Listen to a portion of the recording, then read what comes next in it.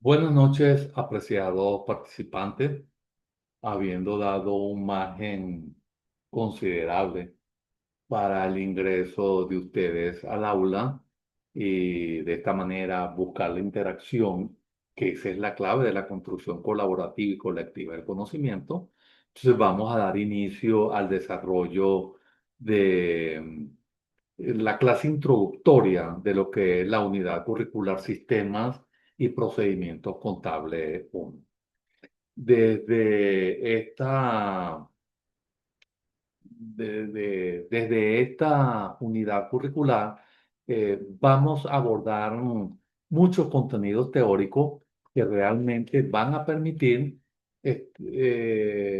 desarrollar competencias para pasar de ser un contador, un tenedor de libros, hacia un asesor estratégico, hacia un analista de datos y colaboradores y adicional de la colaboración, asesor en lo que respecta a la toma de decisiones estratégicas dentro de la organización. De esta manera, le doy la bienvenida al desarrollo de esta unidad curricular y es la forma de ir penetrando poco a poco esos tejidos que nos van a llevar hacia lo que es los sistemas y procedimientos contables. En este caso, uno. Ahora, para ello, nosotros vamos a socializar el plan de evaluación de esta unidad curricular. Y es muy interesante que lo socialicemos porque, como le estoy diciendo, si interactuamos, tenemos una clave de la construcción. Entonces, aquí tenemos la imagen de lo que es este plan, ¿ok? Entonces, podemos observar que vamos a tener cuatro, como es el reglamento, como lo establece el reglamento, cuatro eh, eh, evidencia cuatro actividades sumativas y la primera de ellas es un caso práctico que reposa sobre un núcleo, sobre una unidad de competencia donde podemos analizar los elementos que rigen el enfoque de sistema en la organización. Ese caso práctico es muy importante que lo abordemos desde una perspectiva contable para que nos ayude precisamente a solucionar problemas que se puedan presentar en el contexto donde nos desarrollamos. Posteriormente vamos a tener un ensayo crítico y ese ensayo crítico es, es muy interesante que lo desarrollemos. Podemos, si bien es cierto que tenemos dificultades para buscar fuentes físicas para investigar, también lo es que si lo investigamos en la web tenemos que tener mucho cuidado con la selección de los contenidos que vamos a procesar. Es decir, vamos a investigar en repositorios, en revistas científicas, es decir, en aquellos sitios donde el conocimiento ha sido validado científicamente.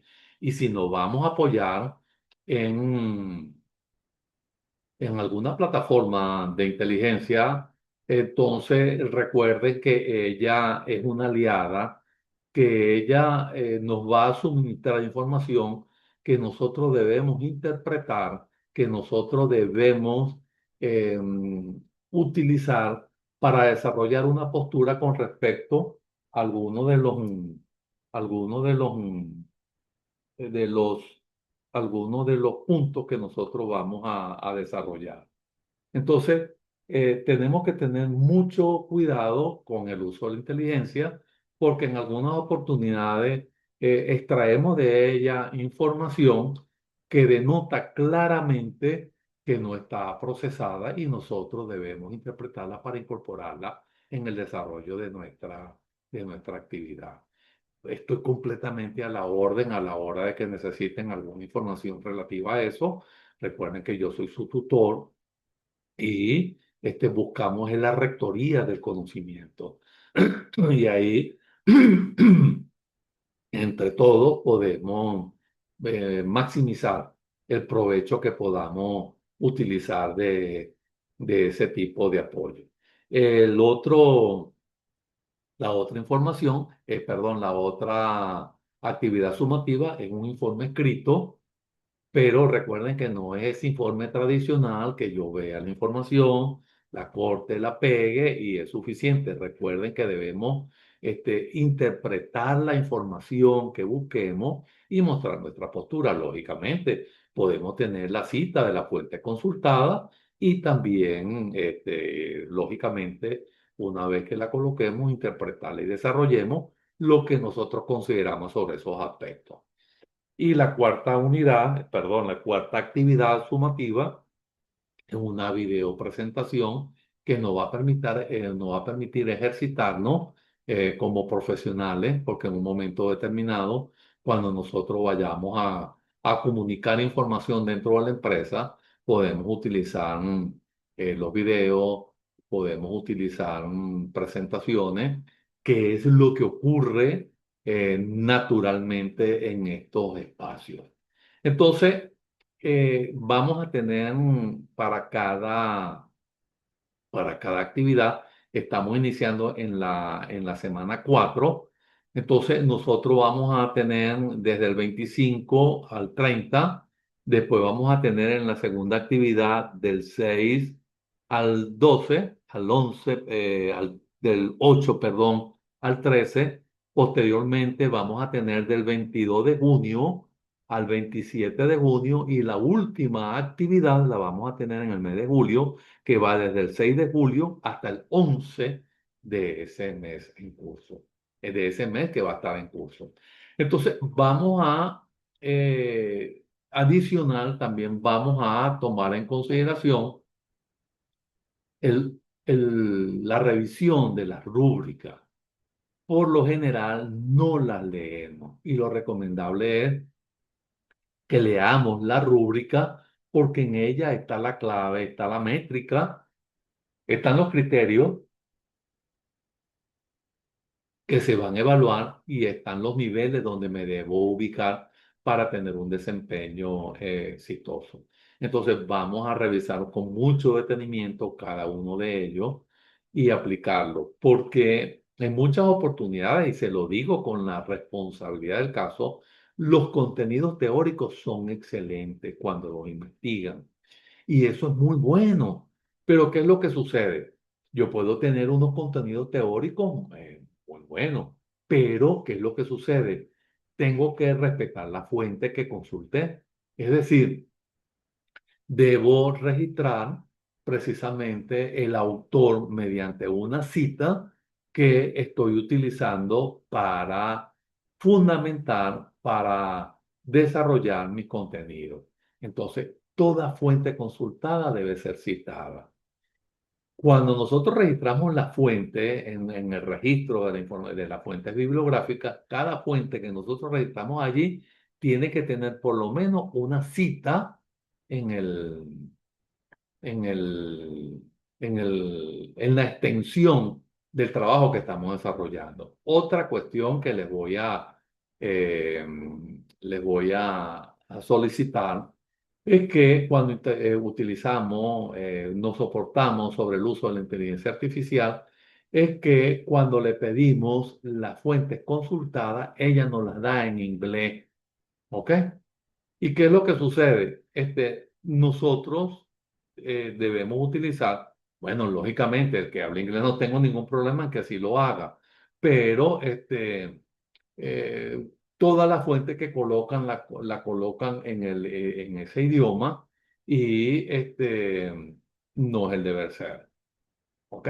Entonces, es decir, podemos utilizar, podemos hacer investigación en esas fuentes, pero recuerden que hay textos que ya están traducidos y es bueno que tomen en consideración si el texto que se investigó está en español, entonces en castellano, esa es la fuente que debemos utilizar. Por eso es que se dice en el uso de la fuente. Entonces, ya sabemos que debemos tomar en consideración.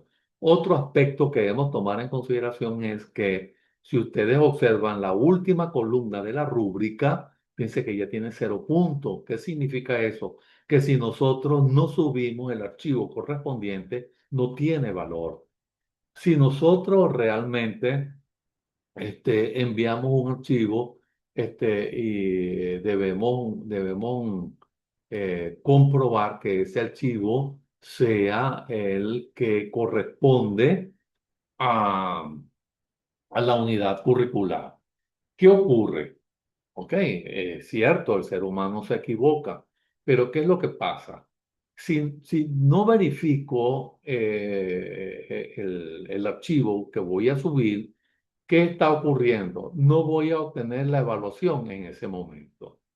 Y por lo general, si el archivo lo subimos el último día del lapso de los límites que contienen la fecha de inicio y terminación de la actividad, ¿qué es lo que ocurre? Estoy entregando ahora el archivo fuera del lapso. ¿Por qué? Porque tengo que ampliar el lapso de entrega para que ustedes puedan subir el, el archivo correcto.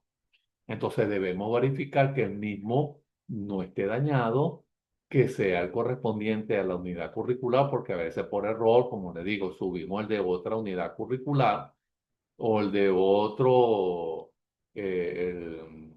o de, aunque sea la misma unidad curricular, pero de repente, si ya es la segunda o la tercera actividad sumativa, entonces de repente me equivoco y agarro la anterior y la vuelvo a subir, y eso les quita tiempo a ustedes y a mí como docente que estoy corrigiendo en un momento determinado.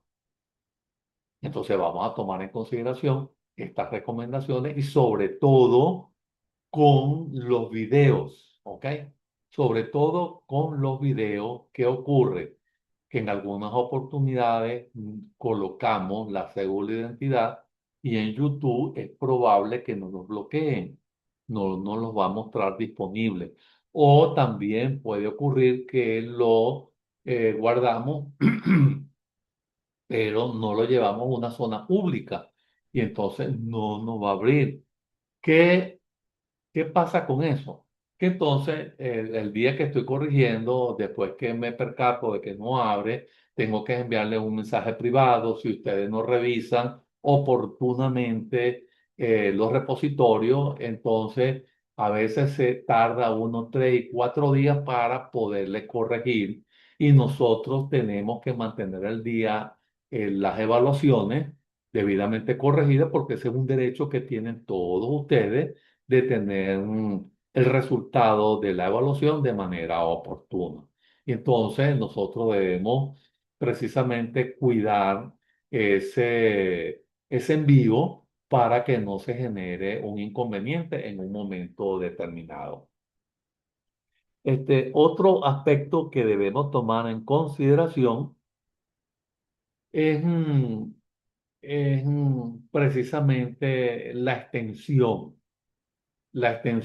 de los trabajos.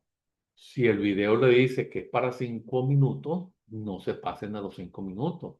Si el ensayo le dice que es una hoja para la introducción, es una hoja, no es que son 4 líneas de la hoja. ¿Ok? Si dice la extensión es de 4 páginas, no utilicen 2 páginas, tienen que ser 4 páginas. Si tienen las 4 preguntas, por ejemplo, el ensayo, para que ustedes se orienten, para que reflexionen sobre los puntos que van a desarrollar, no desarrollen el ensayo en forma de cuestionario.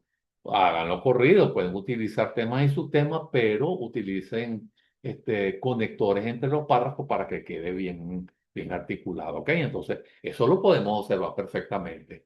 Y sé que muchos de ustedes han entregado muy buenos ensayos anteriormente. Por otra parte, entonces tenemos el informe escrito, que debemos tener mucho cuidado con la gramática, con los errores ortográficos que se están evaluando allí, con el registro de la fuente, con el registro de la cita. ¿Por qué? ¿Qué ocurre? Como les digo, puede estar muy bien desarrollado, pero en algunas oportunidades tengo precisamente los, los datos que he tomado, no los he vaciado completamente. Entonces, recuerden que deben utilizar diagramas, no imágenes. Vean bien esa rúbrica para que no tengamos ese tipo de error. Bueno, de todas formas, cualquier duda, ustedes pueden contactarme a través de la mensajería privada. Y si la duda es colectiva, pueden subirlo al foro de dudas y le doy la respuesta por allí, perdón. Entonces estoy completamente a la disposición de ustedes. Entonces, bueno, vamos a comenzar a desarrollar ya lo de la estructura. Vamos a conocer primero cuál es la estructura de la unidad curricular y ahí tenemos sistemas de información gerenciales en las organizaciones. Y entonces, en la primera unidad tenemos sistema de información gerencial en las organizaciones, la organización como sistema de información empresarial y tenemos los sistemas de información gerencial como medio de optimización gerencial. Entonces, allí tenemos el primer núcleo temático, que es el sistema de información gerencial en las organizaciones. Allí vamos a tener la introducción, el sistema de información gerencial, la frontera del sistema, la jerarquía de los sistemas, los subsistemas de control, el sistema de control, la teoría general del sistema, el sistema de procesamiento de datos e información, tenemos los procesamientos de esos datos, el modelo de Swan y Wadsworth y la comunicación como mecanismo de transmisión de datos e información. Entonces tenemos que tener, tenemos allí, perdón, una fuente muy rica de información que nos puede servir de orientación en un momento determinado. Entonces, vamos a pasar a ver esos contenidos y entonces en la unidad uno que tenemos los fundamentos de los sistemas de información, el sistema de procesamiento contable, son ejes central de la estructura organizativa. No se limitan al registro de cifras y eso es lo que tenemos que tener completamente claro, que los sistemas de información no es nada más para guardar datos, ¿ok? Es para procesar esos datos y convertirlos en información, porque son el método mediante el cual la empresa captura, procesa y comunica su realidad económica para permitir la supervivencia y el crecimiento en entornos inciertos, porque vemos la organización como un sistema complejo. Entonces, el sistema de información general, conocido como SIG en las organizaciones, podemos definirlo como el conjunto integrado de personas, de equipos, de procesamiento que transforman que los datos que capturamos en el contexto, en esa realidad, esos datos primarios, y vamos a transformarlo en información perdón, para tomar decisiones estratégicas, decisiones tácticas y también operativa. Fíjense que cuando hablamos de decisiones estratégicas, estamos hablando del nivel estratégico. Cuando hablamos de táctico, estamos hablando del nivel táctico y la operativa, estamos hablando del nivel ejecutorio. Entonces, fíjense que están hablándome precisamente de la estructura organizacional. Entonces, lógicamente, ahí todavía no estamos viendo cómo está diseñada la estructura, que es muy importante también para lo que corresponde a lo que son los sistemas de información, los sistemas de información gerencial. Entonces, eh, con respecto a lo que es la frontera, ¿ok? Que es muy importante tener la frontera del sistema, que es muy importante tomar eso en consideración. Bueno, ante todo, cuando hablamos de frontera, estamos hablando de límites, vamos a verlo así, ¿ok? Entonces, es el límite imaginario o es el límite físico que separa el sistema de su entorno eh, del entorno donde él está. Entonces, en un sistema contable, la frontera define qué transacciones le pertenece a la entidad y cuáles son las transacciones externas. Ahora bien, una frontera permeable permite que la organización se adapte a cambios, a leyes tributarias en el mercado en un momento determinado. Y eso es muy importante tenerlo en consideración para cuando hablamos de las leyes tributarias y las leyes de mercado y todo lo que se refiere, vamos a tenerlo muy en cuenta para lo que son las auditorías de cumplimiento, ¿ok? Y entonces otro aspecto que tenemos que tomar en consideración con respecto a la jerarquía es la jerarquía de los sistemas. Entonces, lo que queremos decir cuando hablamos de la jerarquía de los sistemas es que los sistemas no están aislados y que estos se organizan por niveles de complejidad. ¿Ok? Entonces, cuando hablamos del supersistema, estamos hablando del entorno, estamos hablando de un ejemplo, podemos hablar de la economía nacional. Cuando hablamos del sistema, ya como tal, podemos hablar de la organización completa. Y cuando hablamos de un subsistema, podemos estar haciendo referencia a un departamento o un área específica. Ejemplo, el departamento de contabilidad, por llamarlo así, en un momento determinado. Entonces, fíjense cómo la jerarquía de los sistemas va a depender.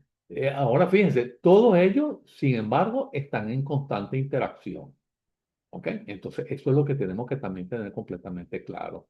Pero también vamos a hablar de los sistemas de control y subsistemas de control. Entonces, cuando nos referimos al sistema de control, es el mecanismo que asegura que las actividades reales se ajusten a las planificadas. Y con respecto al subsistema de control, cuando hablamos en contabilidad, nos estamos refiriendo al control interno. Entonces, estos son, cuando hablamos de los subsistemas de control, entonces son pasos específicos.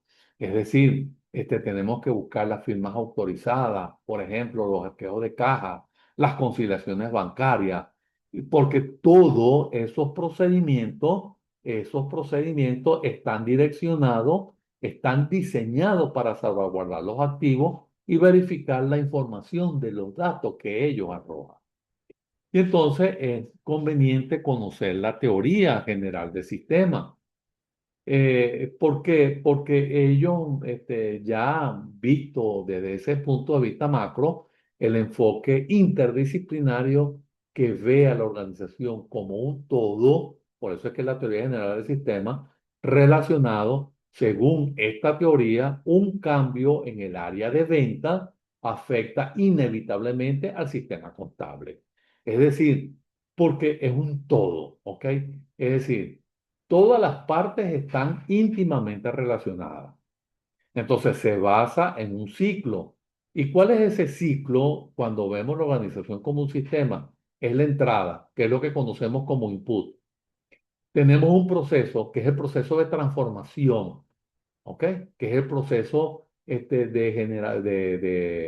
que transformamos los recursos en productos o servicios. Pero también tenemos la salida, que es lo que conocemos como output. Y por último, lógicamente, siempre va a haber una retroalimentación, que es lo que conocemos por allí, que frecuentemente lo pronunciamos y lo decimos, que es el feedback. Entonces, cuando vemos la teoría de sistemas desde esta perspectiva, fíjense cuán importante es para nosotros realmente alimentar, procesar, transformar, buscamos salida y realimentar nuevamente el sistema. Y así llegamos al sistema de procesamientos de datos.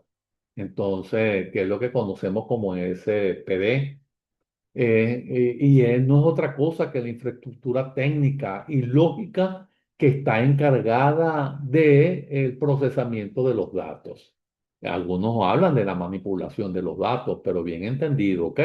Si lo ven por allí, se está haciendo referencia a eso. Entonces, en la actualidad, Esto abarca desde el software contable, que es lo que conocemos como ERP, ¿ok? Hasta las nubes de almacenamiento, ¿ok? Que garantizan que el gran volumen de las transacciones se manejen de forma automatizada y sin errores manuales. Y esto nos va a permitir direccionarnos hacia la información y contrastarlo con respecto a los datos. Es muy importante que nosotros profundicemos en cada uno, en la investigación, en cada uno de estos elementos, porque es lo que se maneja hoy en día, mis estimados participantes. Cuando ustedes llegan a la empresa, nosotros como contadores nada más no debemos conocer de debe, haber y saldo. También tenemos que conocer precisamente de cómo se capturan, cómo se procesan, cómo se registran esos datos en los subsistemas y cómo vamos a utilizar los resultados para transformarlos en decisiones, en apoyo a las decisiones estratégicas. Entonces, cuando vemos la información versus los datos, entonces podemos decir que los datos es una cifra. Los datos pueden ser un hecho aislado sin contexto. ¿Ok? Ejemplo, el número 1000. ¿Qué me dice el número 1000? Bueno, es un dato.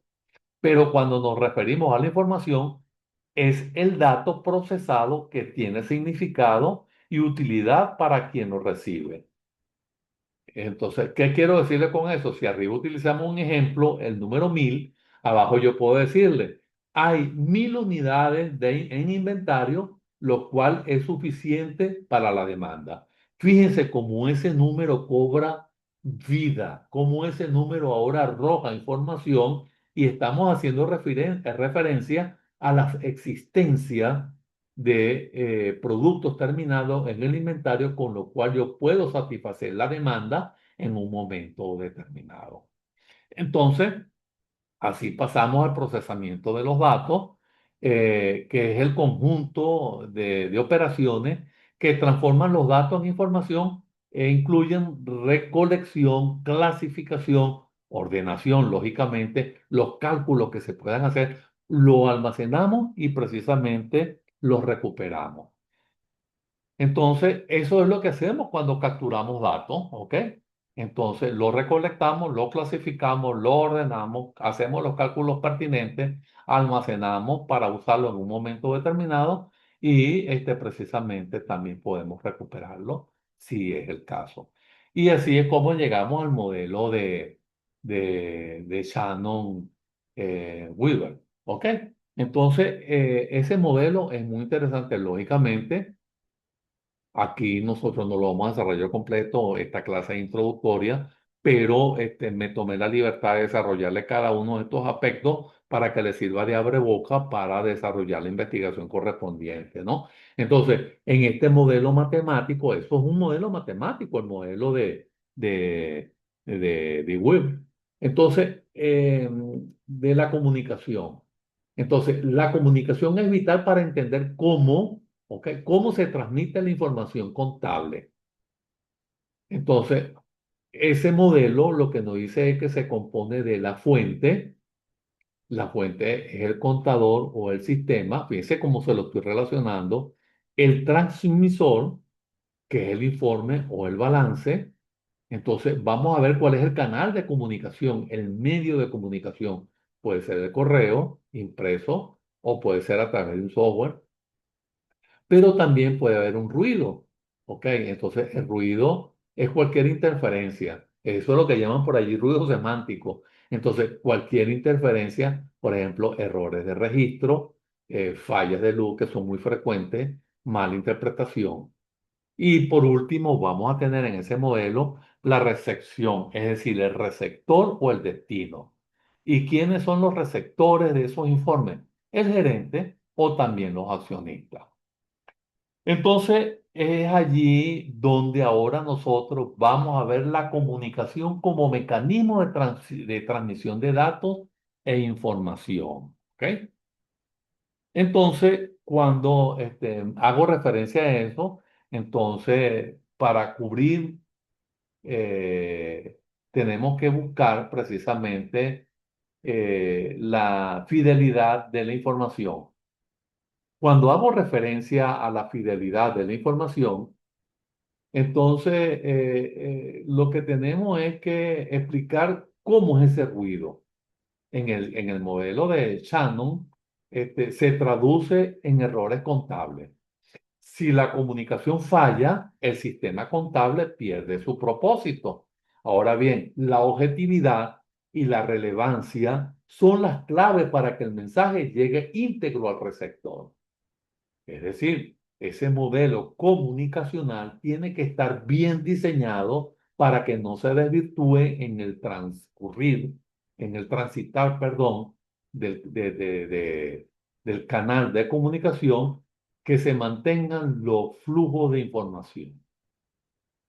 Entonces, cuando hablamos de los flujos de los flujos de información en el área de nosotros, lógicamente estamos hablando del área contable. Entonces, debemos detallar cómo la información viaja de forma vertical. Ajá, ¿de dónde? De la base operativa a la alta gerencia. Por ejemplo, fíjense que si nosotros estamos hablando de la base operativa, estamos hablando de un TPS. ¿Ok? Y si queremos buscarlo como soporte de decisión, utilizamos el DSS. Pero también podemos utilizar, como lo vimos al principio, los ERP. Entonces, fíjense cómo en cada uno de los niveles nosotros vamos a utilizar un software en un momento determinado. Entonces, debemos detallar cómo la información viaja en forma vertical de la base operativa a la alta gerencia. Es decir, desde el nivel operativo al nivel estratégico, y también cómo ella se comunica de manera horizontal, porque recuerde que la comunicación es horizontal y es vertical. Y cuando hablamos de la horizontalidad, nos estamos refiriendo a entre los departamentos. Entonces, cuando nos referimos a la retroalimentación, por eso llegamos a los 30 minutos, ¿no? Ok. Entonces, cuando estamos hablando de la retroalimentación, es el punto más crítico. Es un punto, donde la comunicación no termina con la entrega del balance. ¿Ok? Porque cuando hablamos de retroalimentar, estamos hablando del feedback. Y entonces termina cuando la gerencia toma una acción basada en ese balance que nosotros le hemos suministrado. Y el sistema contable, ¿qué va a hacer? Va a registrar el resultado de esa acción. Entonces, podemos verlo como un ciclo perpetuo, como un ciclo permanente, como un signo de infinito, que permite corregir cualquier desviación en el tiempo real. Y eso nos va a permitir transitarnos y desplazarnos a la unidad 2. En la unidad 2 tenemos, es precisamente la organización como sistema de gestión empresarial. Y hicimos el énfasis en el uno, como se lo dije, porque precisamente es la primera actividad. Ahora, perdón, es la fase introductoria, pero quise profundizar en ello. Lógicamente, ahora en cada una de las clases presenciales, vamos a tomar cada uno de la unidad y vamos a desarrollar puntos que estén relacionados con las actividades que ustedes van a presentar. Entonces ahí tenemos el sistema de información gerencial en las organizaciones. Vamos a tener precisamente la frontera de los sistemas. Vamos a tener precisamente eh, vamos a tener precisamente el diseño, perdón, funcional de la organización, ¿ok? Porque ya vimos lo que es la frontera de los sistemas. Entonces vamos a tener el diseño funcional de la organización y vamos a referirnos precisamente como antesala a la unidad 3. Es que el diseño funcional es un modelo de estructuración donde la empresa se divide en acuerdo con las especialidades profesionales o tareas específicas que se realizan, es decir, su función. En la práctica, es la forma más común de organizar una empresa, agrupando a las personas en departamentos como ventas, producción, recursos humanos o gestión humana, como se llama hoy en día, y en finanzas o contabilidad. Y eso va a tener una importancia para el contador. Y es que este diseño determina el centro de costo. Cada función o departamento entonces se convierte en una unidad donde el sistema contable debe medir qué. Debe medir recursos, gastos y, lógicamente, eficiencia.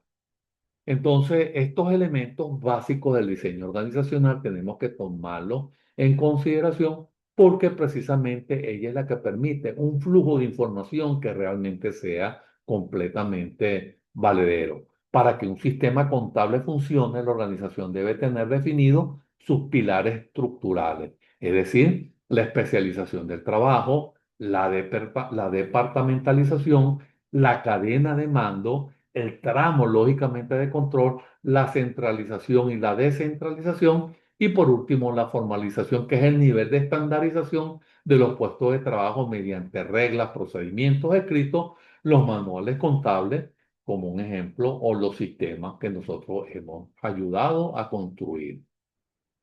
Y así llegamos, por último, a lo que son las funciones administrativas, que están basadas en la teoría clásica de Henry Ford. Si bien es cierto que esa teoría es muy antigua, también lo es que todavía ejerce marcada influencia sobre los diseños que estamos haciendo en la actualidad, porque él nos permite, lógicamente, la planeación, la organización, la dirección y el control. Y de esta manera podemos entrar de lleno en la unidad número 3, que es la relación de la información de los sistemas de información gerencial con las organizaciones, los subsistemas de información, y ahí lo estamos viendo cómo se desplazan de la lámina, el sistema de información gerencial como apoyo a la administración y los componentes de un sistema de información. Entonces, en esta unidad vamos a profundizar en la operatividad de los sistemas de información dentro de la gestión administrativa.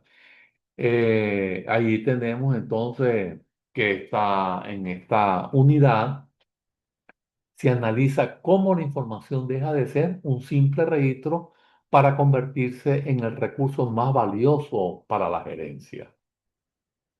Un sistema contable eficiente no solo suma y resta, debe ser capaz de alimentar el sistema de información gerencial, es decir, el SIP, para que la organización sea competitiva y verdaderamente resiliente.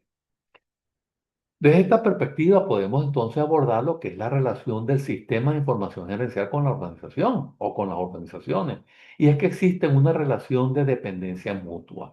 Es decir, hay, si se quiere, una biyección el sistema de información gerencial. Hay un cordón umbilical entre ellos. El sistema de información es el sistema nervioso de la empresa. Y entonces la influencia del sistema de información en la organización define la rapidez con la que se toman las decisiones. Un sistema bien fundamentado permite que la empresa tome decisiones rápidas, urgentes. Y tenemos los subsistemas de información organizacional, y entonces también vamos a tomarlo en consideración porque ahí tenemos los subsistemas financieros, los contables, los subsistemas de comercialización, los subsistemas de producción, los subsistemas de recursos humanos y el sistema de información gerencial como apoyo a la administración, que es donde tenemos tomar en consideración en cuanto a la planeación, en cuanto a la ejecución y a su control. Y por último tenemos los componentes, como lo vemos ahí en la lámina, que son el hardware, que es la infraestructura física, el software, que son los programas, y el talento humano, los recursos humanos, quienes son los que hacen la realidad de la interacción entre la máquina y el hombre. Y así llegamos a lo que son los procedimientos y los datos. Entonces, los procedimientos son las reglas, los manuales, las políticas que dictan cómo se debe capturar y procesar la información. Y con respecto a los datos, que es la materia prima, ahí tenemos facturas, recibos, comprobantes, que una vez procesados se convierten en información estratégica. Bueno, de esta manera hemos llegado ya al final de este recorrido y ahí tenemos esas tres unidades que son muy importantes para profundizar en ellas. Lástima que el tiempo es tan corto, pero realmente nos permitió desarrollar esos contenidos que realmente nos van a ayudar a transitar en el desarrollo de esta unidad curricular. Que tengan muy buenas noches. Hasta pronto. Nos vemos en la segunda clase presencial. Hasta pronto.